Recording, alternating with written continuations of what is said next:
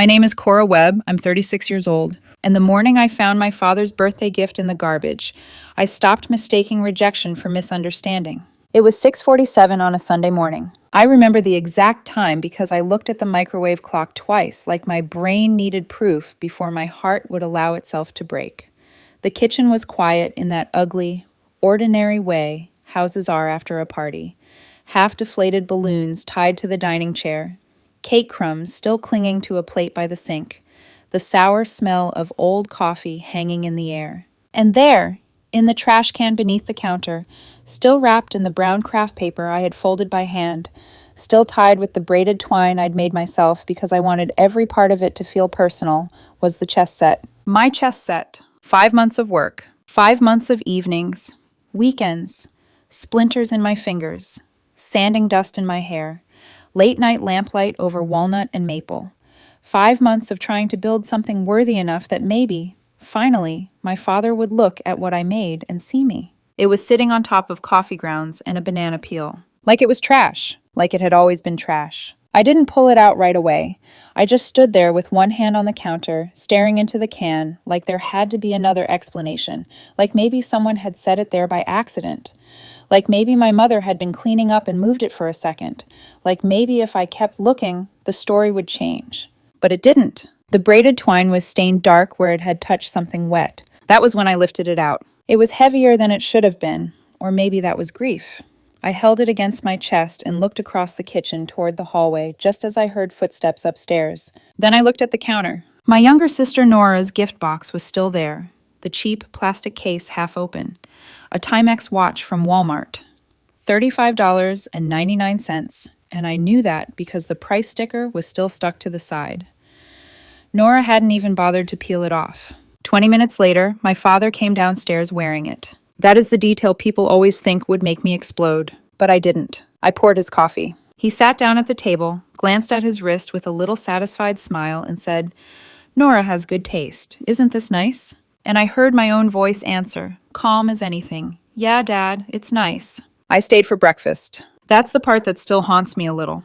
Not that he threw my gift away. That I was so practiced at swallowing hurt that I could sit across from him with my hands wrapped around a coffee mug and act like I hadn't just found 5 months of my life in the trash. I left an hour later without saying a word. No scene, no confrontation, no dramatic moment where I dropped the box on the table and demanded an explanation in front of my mother. I just got in my truck, drove home, parked inside my workshop, and sat there in the dark with the engine off and both hands on the steering wheel. That was 4 years ago. I never went back. I'm a finished carpenter. Custom furniture, built-ins, shelving, cabinets, tables, anything that starts as wood and ends as something people want to keep in their homes for years. Last year, my shop brought in $280,000. Not flashy money, not rich, but clean money, earned with my hands. My workshop is on Langford Road, and when I unlock it in the morning, the smell hits first. Cedar, walnut, varnish, the dry sweetness of sawdust. It is the closest thing I know to peace. It is also the place I became most like my grandfather. Cal Webb had a workshop in his basement. When I was 8 years old, he put a block of pine in my hands and said, "Feel that? That's a tree that grew for 30 years, so you could hold it. Don't waste it." I never forgot that. Every Saturday from the time I was 8 until I was 16, I was in that basement with him. By 14, I was making cutting boards and selling them at his church fair. By 16, I could build a side table from scratch. He used to grin at me over his glasses and tell people, "This girl has my hands. Same patience. Same eye." My father never said things like that. My father, Gus Webb, is practical in the way some men turn practicality into a shield. He carried mail for 38 years. Retired now. Quiet. Reliable. The kind of man who trusts things he understands. A watch tells time. A gift card buys dinner. A handmade piece of work, especially one that asks you to notice the hours inside it, requires a kind of emotional fluency he never had, or maybe never allowed himself to have. Nora was always easier for him. She's 3 years younger than me, works in sales for a flooring company, dresses sharp, talks fast, posts weekend trips online, knows how to make a room feel light without ever saying anything too serious. She and Dad could sit for hours talking about weather, traffic, sports scores, restaurants. Easy things. clean things, things that didn't ask anybody to go too deep. I was never easy. I made things. I disappeared into workshops and came back covered in dust. I spent 6 weeks obsessing over wood grain. I cared about details no one else noticed. I was too much like Cal, and that was never neutral in our family. Cal and Gus respected each other, I think, but they never understood each other. My grandfather built things. My father delivered things other people made. There's a difference between those two lives, and even as a child, I could feel it without having words for it. When Cal died, I was 17. Heart attack in the workshop. They found him on the floor beside an unfinished rocking chair he'd been building for my parents' anniversary. It was almost done, 90% finished. I completed it myself over 2 weekends and gave it to them on the anniversary he never got to see. My father said, "That's nice, put it in the living room." 3 months later, it was in the garage. I still remember standing there, staring at it beside the lawnmower, and asking my mother where it had gone. She said softly, "Your father thought it didn't match the furniture." That should have told me everything. But grief has a way of making you generous with people who haven't earned it. I told myself he was awkward. I told myself he didn't mean anything by it. I told myself love could still exist even when appreciation didn't. So I kept trying. At 24, I made him a hand-carved picture frame with Cal's initials tucked into the corner. I found it 6 months later in the guest room closet. At 28, I made a cutting board from 7 different wood species. 3 weeks of work. The next time I visited, it was under the sink, holding up cleaning supplies. At 30, I made him a custom cribbage board with brass pegs, because he played every Thursday night with his friends. I thought that one would matter. I thought usefulness might finally bridge the gap. A month later, he told me he'd forgotten to bring it. Every time, Nora gave him something small. A gift card, a polo shirt, a bottle of aftershave. And every time, he lit up in this casual, easy way that made me feel ridiculous for ever believing I could carve my way into his approval. Still, when his 60th birthday came, I convinced myself this would be different. I started in January for a June birthday. The walnut came from a mill in Vermont, the maple from Oregon. I wanted tight grain, balanced color, wood that felt alive in the hand. I carved the pawns first, learning the scale. Then the rooks, modeled after turrets from a medieval castle book my father used to read to me when I was little. The bishops were tapered and clean. The queens nearly broke me. I snapped 2 before I got the crowns right. I saved the kings for last. On the base of the dark king, I carved Cal's initials. On the light king, I carved my father's. Because despite everything, some part of me still wanted to place them on the same board, side by side, equal at last. At the party, there were 22 people in the room. Family, friends, my father's old mail carrier buddies. He opened my gift after the cake. He peeled back the paper, opened the box, stared at the chess set for maybe 4 seconds and said, "Wow, this is something." Just that. Then he closed the box, set it aside on the end table, reached for Nora's watch, smiled, and put it on immediately. "Nora," he said, bright and pleased, "this is great. I needed a new watch." No one said a word. My mother looked at me from across the room, just for a second, and then looked away. That look told me everything. She saw it, she understood it, and she was not going to intervene. I stayed another hour anyway, ate cake, smiled at people, watched my father hold out his wrist to show the watch off to his friends, heard him say, "Nora surprised me. Good girl." Good girl. I can still hear it. The next morning, I found where he'd put my surprise. Back in my workshop, I carried the trash-stained package inside and set it on the bench beside Cal's old tools. Then I opened it, checked every piece with shaking hands, and saw that nothing inside had broken. That was almost worse, because it meant the damage wasn't to the gift. It was to me. I sat down on the shop floor and cried harder than I had since my grandfather's funeral. Not neatly, not quietly, the kind of crying that makes your ribs hurt. 20 years of swallowed disappointment coming out all at once. Every closet, every garage, every dismissive little smile. Every moment I told myself not to be dramatic, not to be sensitive, not to expect too much from a man who had spent my whole life teaching me exactly how little space my heart was allowed to take up. When it passed, I washed my face. I drank a glass of water. Then I sat at my workbench and made one final decision. Not angry, not impulsive. Done. The kind of done that settles deep, like a joint finally fitting flush after years of being forced crooked. That afternoon, I changed my number. I didn't tell my parents. I didn't tell Nora. I told only my Aunt Ree because she was the one person in the family who never pretended not to see. She went quiet when I told her. Then she said, I wondered how long you were going to keep giving pieces of yourself to someone who keeps putting them away. I looked at the chess set on the shelf and said, He didn't put this one away. My voice sounded strange, hollow, older than I felt. He put it in the garbage. The first month passed in a silence so complete it started to feel physical. Not peaceful silence, not healing silence, the kind that presses against your ears until even the smallest sounds begin to feel accusatory. The hum of the table saw, the buzz of the shop lights, the click of my turn signal on the drive home at night.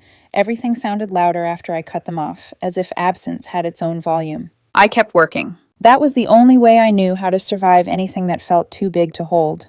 I built a walnut dining table for a couple in Brookside, then a full wall of custom shelving for a lawyer downtown, then a white oak kitchen island for a family renovating a farmhouse outside the city. Measure, cut, plane, clamp, sand, finish. Repeat. Wood made sense in ways people never had. A board warped for a reason. A joint failed because you rushed it or misread the grain. Mistakes had logic. Damage had a source. Families were different. Families could hurt you with full eye contact and still insist later that they had no idea what went wrong. By the end of the first week, I had stopped checking my old voicemail through the carrier portal. By the second week, I had stopped glancing up every time a truck slowed outside the shop. By the third week, I had almost convinced myself they might let me go as easily as they had let every gift go. Then my mother came. I saw her sedan through the front window just after 11 on a Thursday morning. She parked crooked, too fast, like she had made the drive fueled by emotion and bad coffee.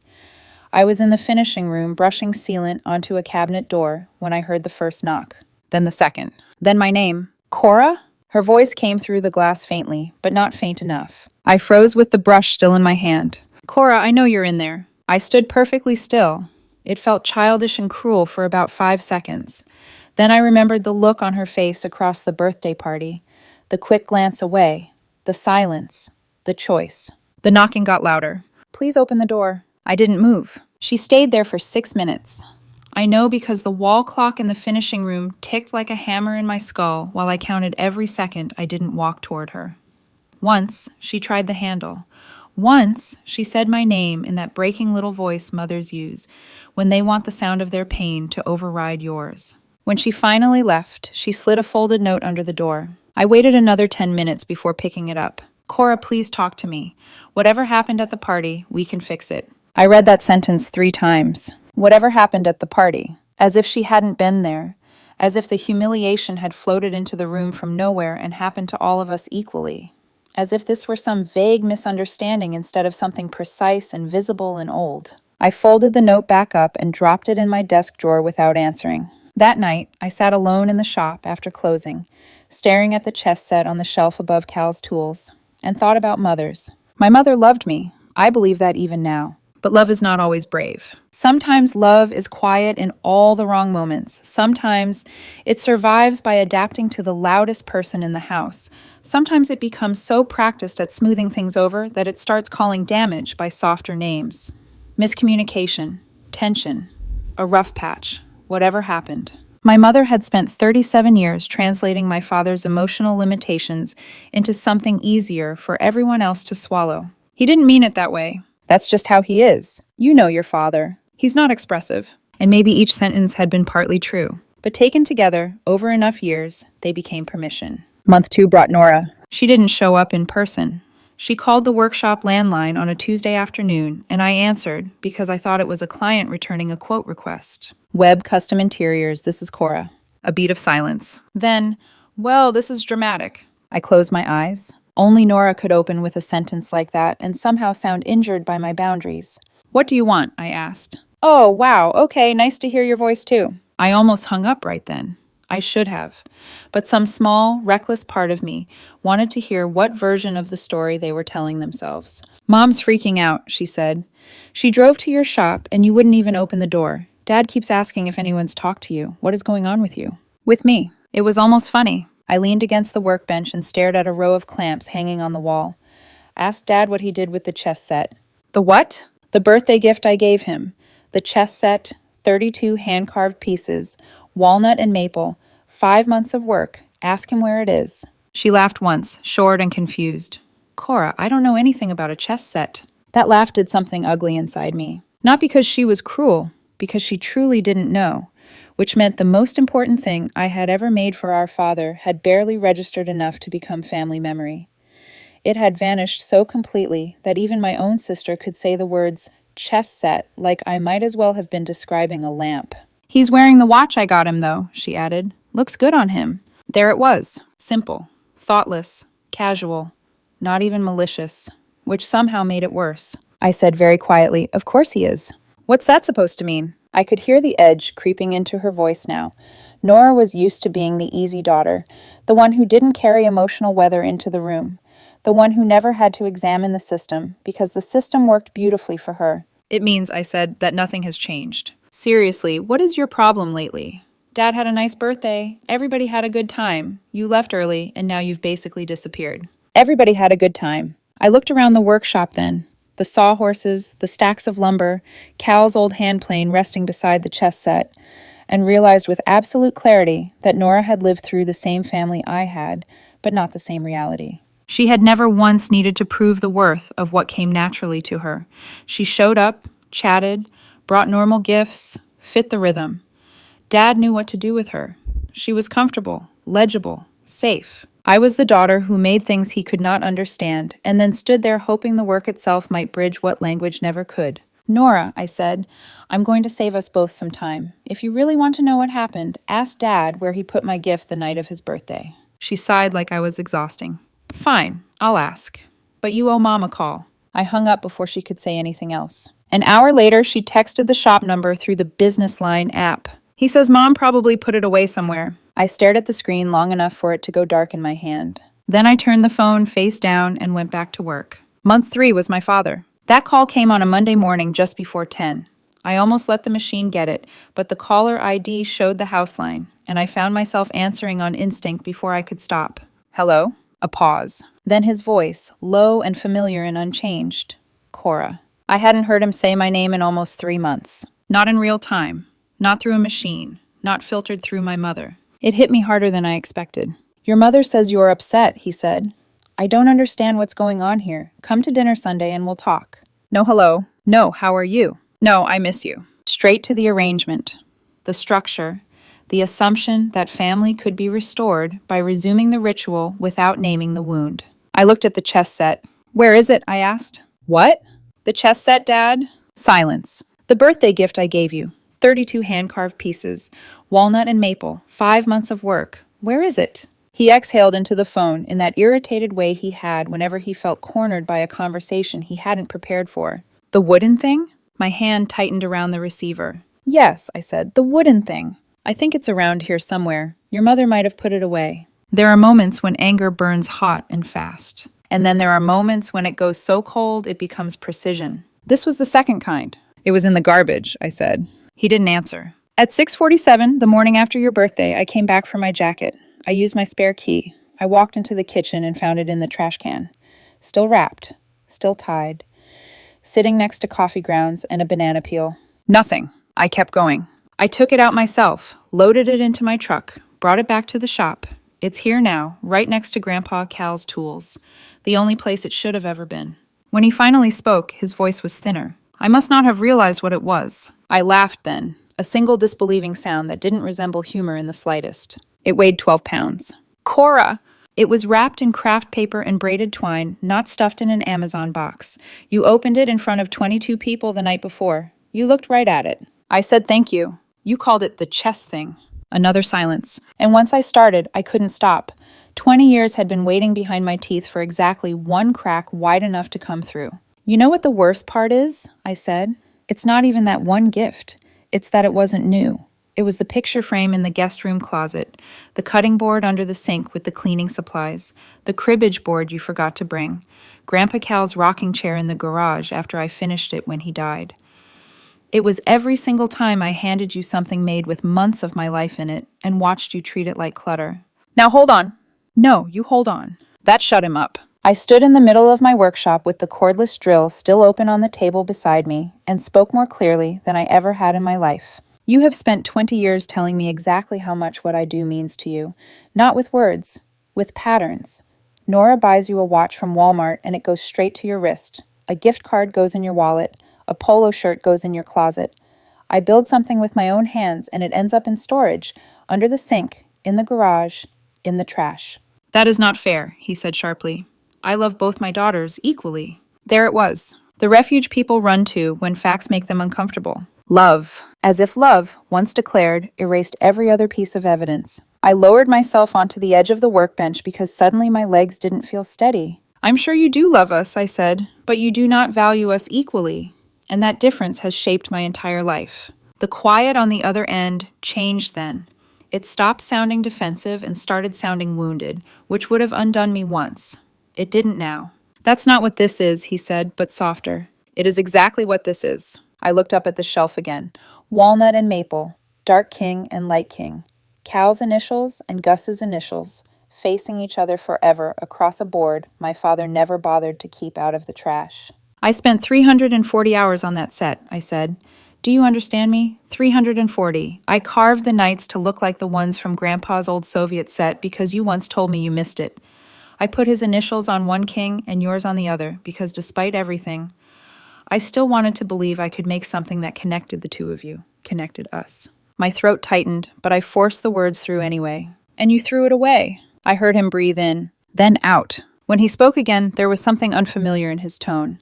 Not understanding exactly. Not yet. But the first hairline fracture in certainty. I'm sorry, he said. It should have mattered more. Maybe it did, somewhere under all the scar tissue.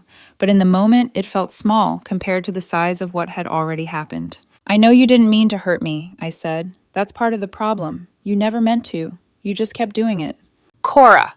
I'm done. The words landed with surprising calm. Not theatrical, not trembling, just true. I am done spending my life trying to translate myself into something easier for you to appreciate. He said my name again, and this time it sounded older, smaller, almost frightened. I hung up. He called back 6 times in the next hour. I did not answer. On the 7th call, he left a voicemail. His voice on the machine was rougher than it had been live, like he had spent the space between calls pacing the kitchen or sitting in the truck, gripping the wheel, the way I had that morning in my garage 4 years earlier. Cora, he said, I'm sorry. I didn't mean to hurt you. I don't understand these things the way Cal did. I never knew how to appreciate what you make. That's my fault, not yours. Please call me. I listened to that message once, then once more. Then I saved it and did nothing. Because an apology can be honest and still not be enough. Because some truths arrive years too late and still deserve to be heard. But hearing them does not automatically build a bridge back over everything that collapsed. That night, I closed up the shop later than usual.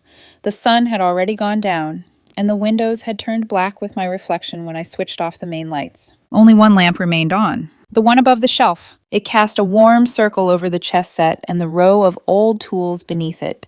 Cal's plane, his chisels, his square, the letter opener he used to sharpen pencils down to nothing. I stood there a long time, not touching anything, just looking. It struck me then that I had spent most of my life believing being unseen was the same thing as being unworthy. That if the right person failed to value what you offered, the flaw must be in the offering. But wood does not become less beautiful because someone leaves it in the dark. A hand-carved piece does not lose its worth because the wrong house does not know where to put it. And daughters do not become easier to discard simply because they stop begging to be understood. For the first time in months, I slept through the night. Not peacefully, but fully, like some part of me had finally stopped standing at a locked door waiting for somebody to open it. Month 5 is when the silence stopped being private. Up until then, everything that had happened lived inside a closed system. Me, my father, my mother, Nora. 4 people orbiting the same history, each one carrying a different version of it. The kind of story families bury by not agreeing on what it means. I hadn't told anyone outside of that system. I didn't sit friends down and explain. I didn't vent to clients. I didn't dramatize it into something easier to digest. I just worked, let the distance hold. Until one night, after finishing a long sanding session on a custom walnut table, I wiped my hands, looked up at the shelf, and saw the chess set again. Not as a wound. As an object, perfectly intact. Every line clean, every curve deliberate.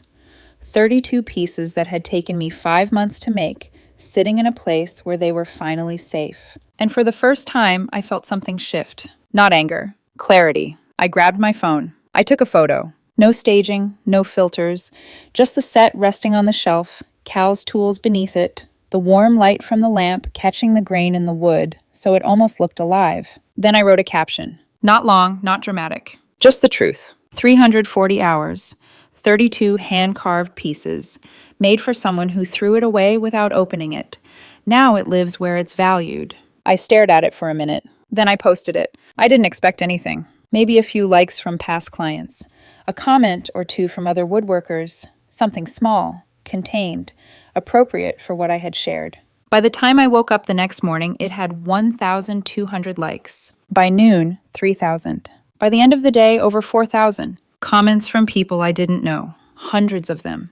Strangers zooming in on the details, pointing out the carving on the knights, the symmetry of the board, the precision of the joints.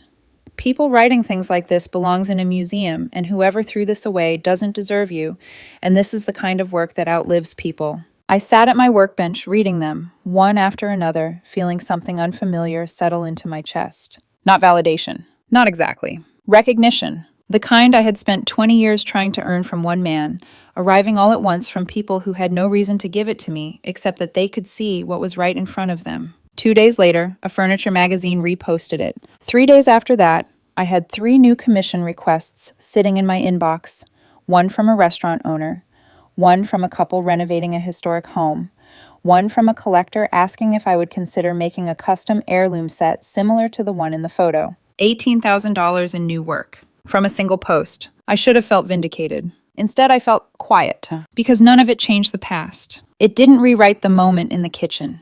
It didn't erase the garage, the closet, the under-the-sink shelf. It didn't make my father suddenly the kind of man who would have looked at that set and understood what it meant without needing the entire internet to explain it to him. But it did something else. It removed the last doubt. The doubt that maybe I had been asking too much. That maybe my work wasn't as meaningful as I believed. That maybe the disappointment had always been partly my fault for expecting someone to respond in a way they weren't capable of. The world saw it. Immediately. Without explanation. That mattered. Not because it fixed anything. Because it told the truth clearly enough that I could finally stop questioning it. A week later, my aunt recalled. "Your mother saw the post," she said. I leaned back in my chair, eyes drifting toward the shelf without really focusing. I figured she would. She read every comment. I didn't say anything. She cried, re-added quietly, for a long time. That landed somewhere I didn't want it to. Not as guilt. Just wait. And Dad? I asked. He doesn't have Instagram, she said.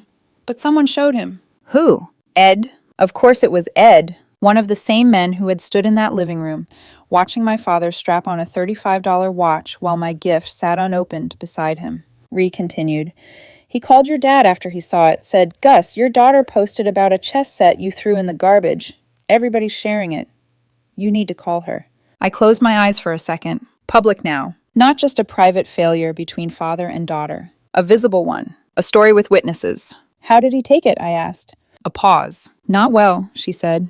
Not defensively, not like you'd expect. More like it finally reached him in a way nothing else has. I didn't respond, because I didn't know what to do with that. Part of me had wanted him to understand. Another part of me had stopped believing he ever would. Cora, Ree said gently, sometimes people don't see clearly until someone else holds up a mirror. I let that sit, then said, it took 4,000 strangers to do what he couldn't do in 20 years. Yes, she said, it did. Month 6 is when he came to the workshop. I wasn't there. I was across town measuring a kitchen for a client, kneeling on a tile floor with a tape measure stretched across a cabinet frame, explaining clearances and overhangs like nothing in my life had shifted. My neighbor Tom was the one who told me later. Your dad was here, he said, leaning against the doorway of my shop when I got back. Sat in his truck out front for 3 hours.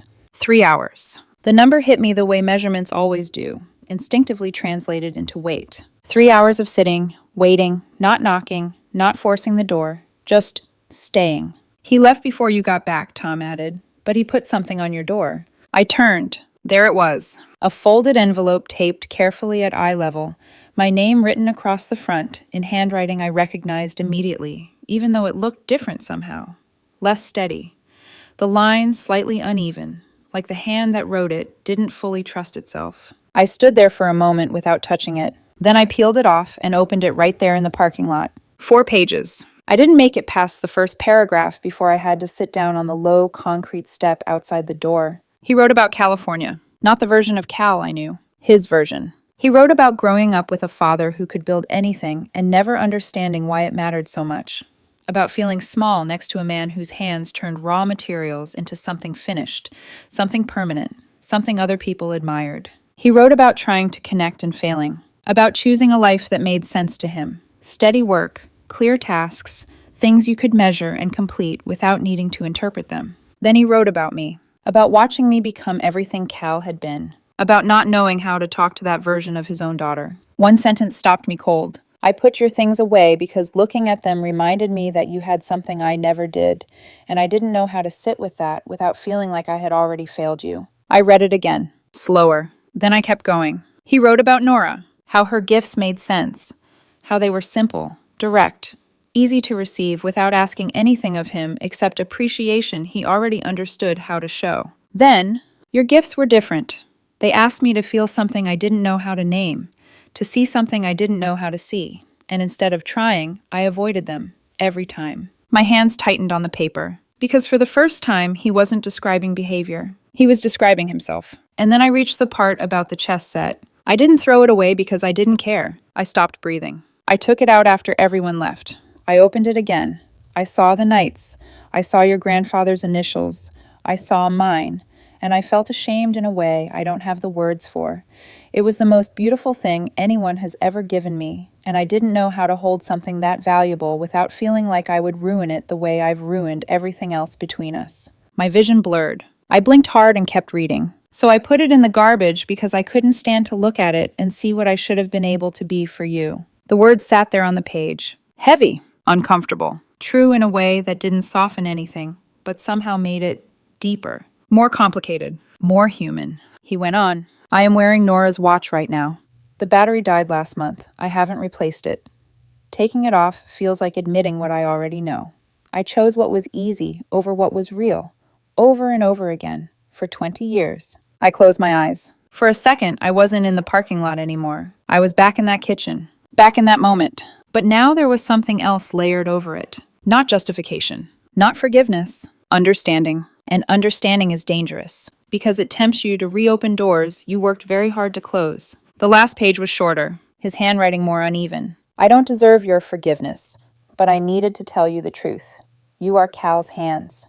You always were, and I spent your whole life being jealous of a man who's been gone for years, instead of being proud of the daughter standing in front of me. A pause in the ink, like he had stopped writing and then forced himself to finish. I am proud of you. I folded the letter slowly, carefully, like it might break if I didn't. Then I stood up, walked inside the workshop, and placed it on the shelf, right next to the chess set, right above Cal's tools. I didn't call him. Not that day. Not the next. Because some things, real things, don't get resolved in the same moment they're revealed. They have to sit, the way wood sits, the way tension settles, the way truth, once spoken, has to be absorbed before it can become anything else. 2 months have passed since that letter. Every Wednesday at exactly 4 p.m, the shop phone rings. I don't answer. The machine picks up. And for a second, before he speaks, I can hear him breathing, waiting, hoping. Last week, his message was different. I drove by today, he said.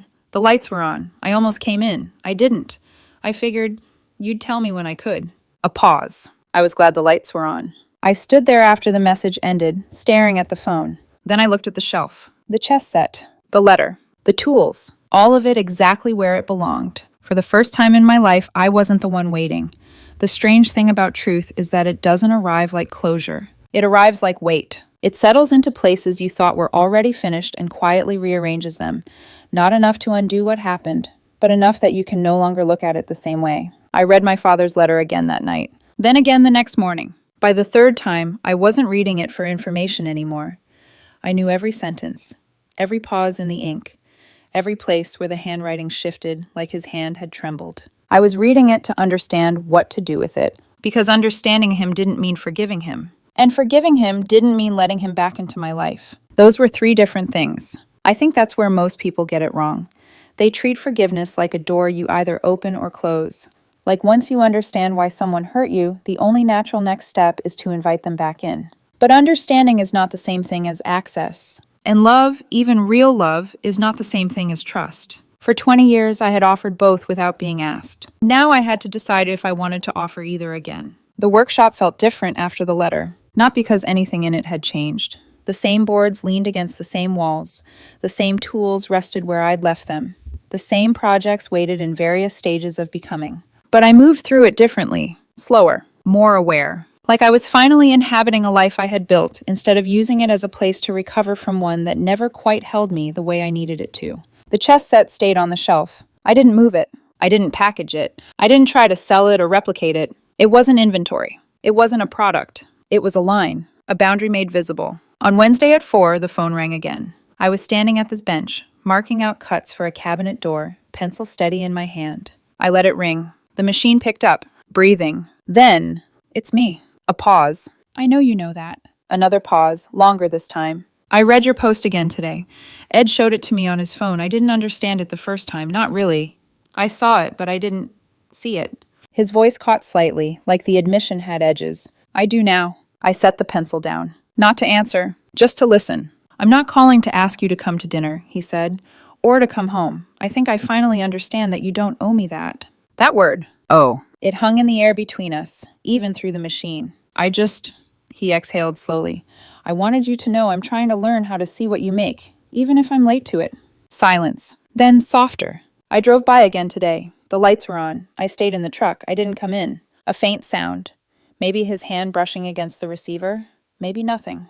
I'm going to keep calling on Wednesdays, not to pressure you, just so you know I'm still here. Click. The line went dead. I stood there for a long time after that, the shop quiet around me. The kind of quiet that used to feel empty. Now it felt intentional. That night, I didn't go straight home. I stayed late, working under the soft glow of the overhead lights, finishing edges, smoothing corners, moving through motions my body had known for years. At some point, without thinking, I found myself standing in front of the shelf again. The chess set, the letter, Cal's tools. 3 generations in one frame. A craftsman. A man who never learned how to understand him. A daughter who inherited the hands and carried the distance. I reached up. Not for the chess set. For the letter. I unfolded it slowly, letting the paper settle in my hands, and read the last line again. I am proud of you. I used to think those words would fix everything. That if I heard them at the right time, in the right way, they would land like an answer to a question I had been asking my entire life.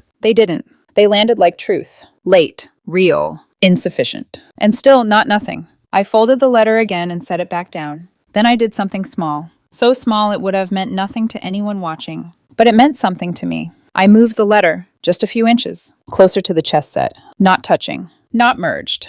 But no longer separate. That was all. Not forgiveness. Not reconciliation. Just proximity. The next Wednesday at 4 o'clock, the phone rang again. I was ready for it this time. I stood near the bench, hands resting flat against the wood, listening to the sound echo through the shop. 1 ring. 2. 3. On the 4th, I walked over. I looked at the receiver, felt my pulse in my fingertips. He would be there on the other end. Breathing. Waiting. The same way I had waited for years for something from him that never came. The difference was, now I wasn't waiting anymore. Now I was choosing. I let it ring one more time. Then I reached out and pressed the button. Not to answer. To stop the machine from picking up. Silence filled the shop instantly. Complete. Undisturbed. I stood there, hands still resting on the phone, listening to the absence of his voice. Not as rejection. Not as punishment. But as space. Space I had never been allowed before. Space to decide what comes next. Behind me, the chess set sat steady on the shelf. All 32 pieces. Walnut and maple. Dark king and light king. Cal's initials carved into one. My father's into the other. Facing each other across a board, neither of them had ever truly understood. Until now. I haven't decided if I'll answer him. Maybe I will. Maybe I won't. But I know this. The chess set is no longer in the garbage. And neither am I.